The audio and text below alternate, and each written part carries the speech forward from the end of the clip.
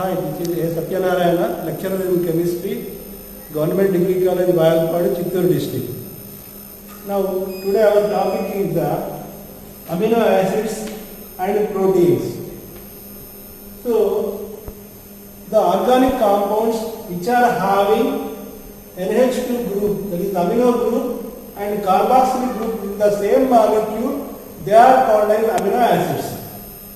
So, organic molecules which are having amino group, that is NH2 group, and COOH, the carboxylic group within the same molecule, they are classified, they are called as amino acids. And these amino acids are classified into alpha, beta, and gamma amino acid based on the position of the NH2 group or amino group. So the carbon which is next to carboxylic group is called as alpha carbon, and the next carbon is called as beta carbon, and that one is next one is the gamma, and this one is the delta carbon. If the NH2 group, amino group is present on the alpha carbon, they are called as alpha amino acids.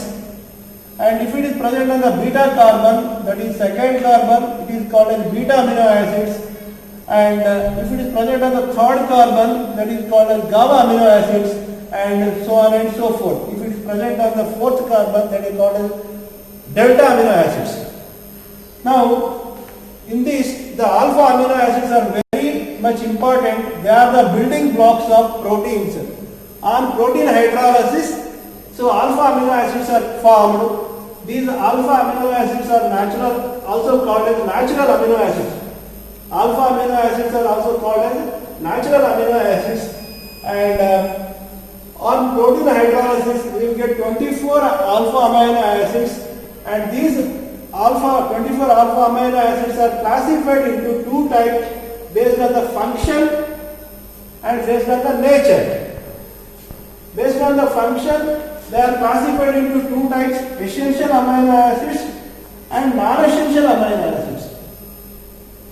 So, in this alpha amino acids, some of the amino acids are produced in our mammalian tissues of the mammalian bodies, and they are called as non-essential amino acids. And those amino acids which are not synthesized in mammalian tissues, they are called essential amino acids because they have to supply through diet to the body. So they have to supply through diet to the body. That's why they are called as essential amino acids. And those which are synthesized in the human body or mammalian bodies, they are called as non-essential amino acids. And based on the nature of the amino acids, so they are called as neutral amino acids, acidic amino acids, and basic amino acids. Those amino acids which are having similar number of amino groups and carboxyl groups. That means if they are having one amino group and one carboxyl group, or equal number of amino groups and carboxyl groups, they are called as neutral amino acids. And if the amino acids are having more carboxyl groups rather than the amino group, they are called as acidic amino acids. And the amino acids which are having more amino groups rather than the carboxyl groups, they are called as basic amino acids. For example,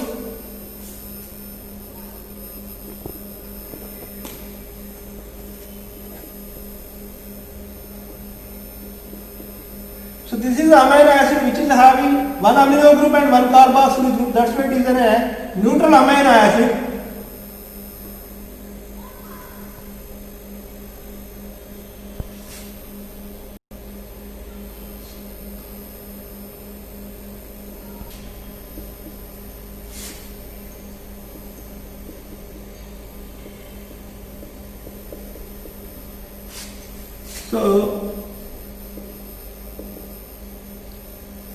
So because here it is two carboxyl groups are there and one amino group, that's why it is the carboxyl groups are more than that of the amino group. That's why it is an acidic amino acid. Say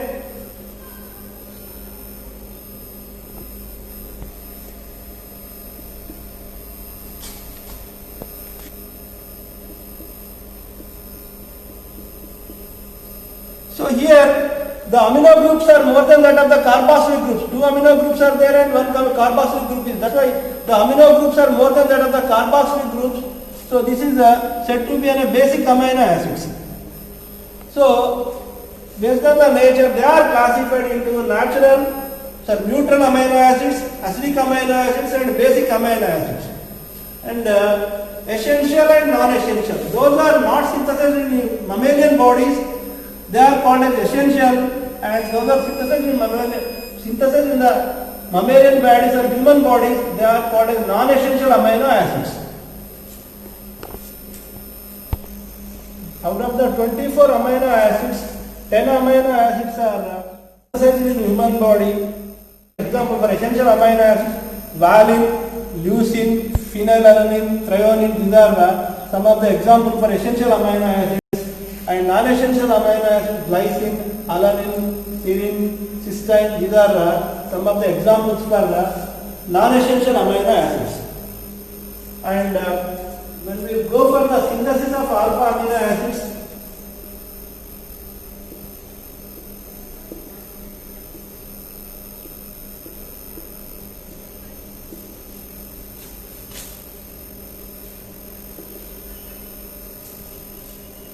so there are three methods are there.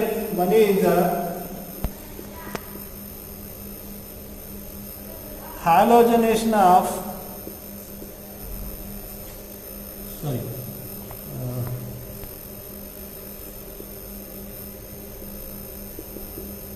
amination of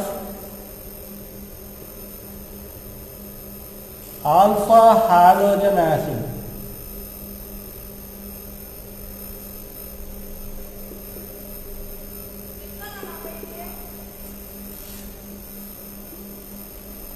So alpha halogen acids. So these are there are no alpha, no synthesized alpha halogen acids are there, not there.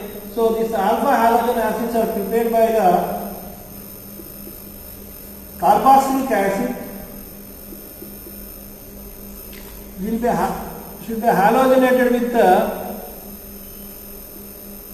chlorine or bromine in the presence of lead phosphorus. So one of the alpha hydrogen is substituted with halogen, and we will get the alpha halogen acids. And this reaction will be called as HVZ reaction, that what you have already studied in the second year. So these alpha halogenated acids are treated with excess ammonia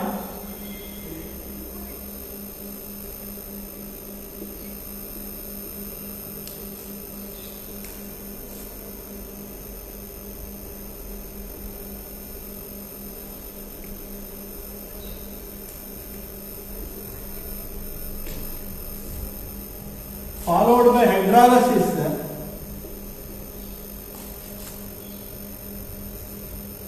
The amino acids are formed.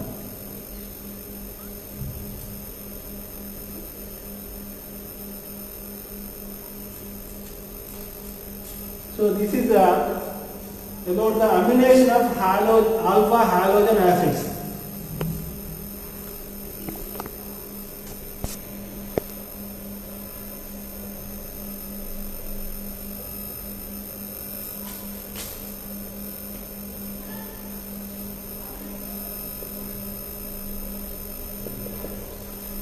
Malonic ester synthesis.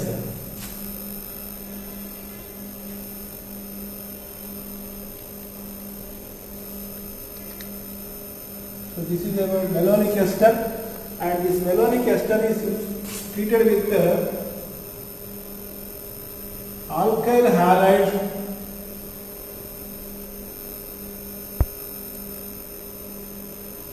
in the presence of sodium lithoxide. One of the active hydrogen will be substituted with alkyl group,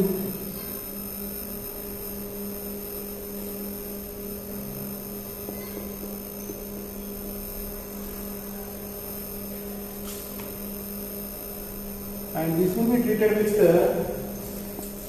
KOH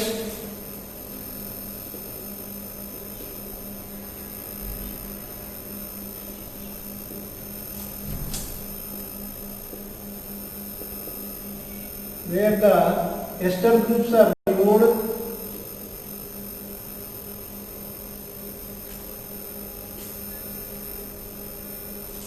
and this will be treated with halogen or bromine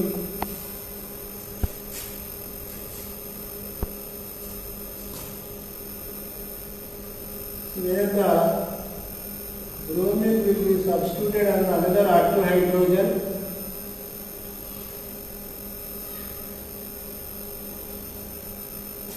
so followed by heating.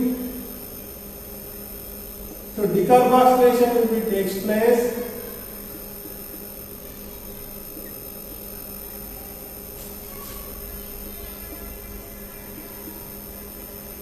and this will be treated with ammonia.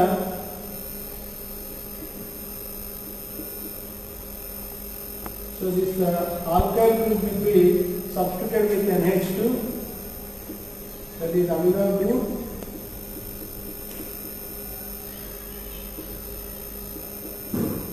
So amino acids are formed. So this is very important method. We can able to prepare all the amino acids by this malonic ester synthesis. So the malonic first. So once again we will recollect the malonic ester is treated with alkyl halide in presence of sodium ethoxide, where the one of the active hydrogen will be substituted with alkyl group. And this is followed by the acid basic hydroxy or acid hydrolysis, where the esters are removed and dicarboxylic acid will be formed. And this will be treated with bromine, and where another active hydrogen will be substituted with bromine. And when this compound is heated and this one carboxylic group will be removed, that decarboxylation will be takes place. And this will be treated with ammonia, so where the amino acids are formed. So this is about malonic ester synthesis. And another method is there, the third method, that is called Strecker synthesis.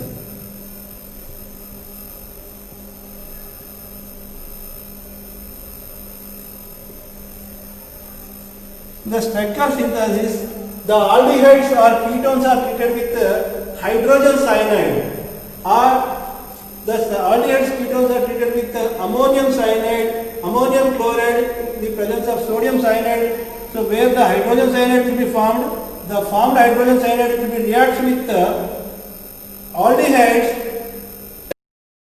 product and followed by hydrolysis we will get the amino acids. So this is how it is formed, means when the ammonium chloride reacts with sodium cyanide, it is formed ammonium cyanide and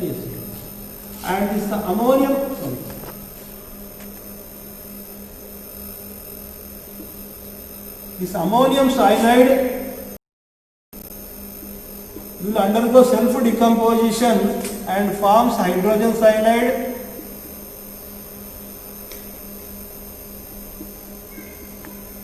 And this hydrogen cyanide is reaction with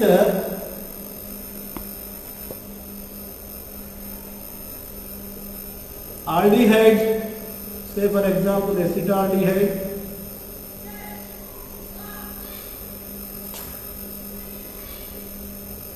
where the cyanohydrin will be formed.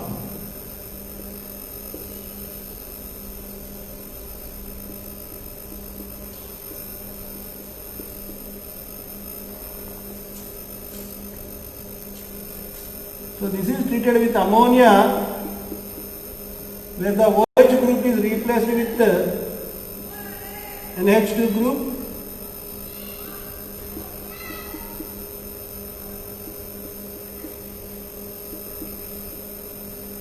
So followed by hydrolysis,